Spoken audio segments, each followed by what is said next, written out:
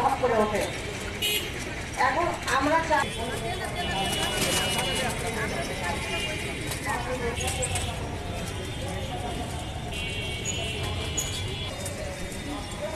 শিশুদের যেভাবে তাকে তিনজন মেয়েকে ধর্ষণ করেছে, এই ধর্ষণ কিংবা কোনো নিপীড়ন সৃষ্টি হলে তারপরে তৎপর হয়নি এবং থেকে পরিত্রাণ পাওয়ার জন্য সবাই সবার প্রতি সহানুভূতিশীল হয়, সবাইকে আমরা আশা করি।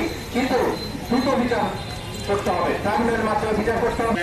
মন খেয়ে ওঠে আসলে কেন আমাদের দেশে এ ধরনের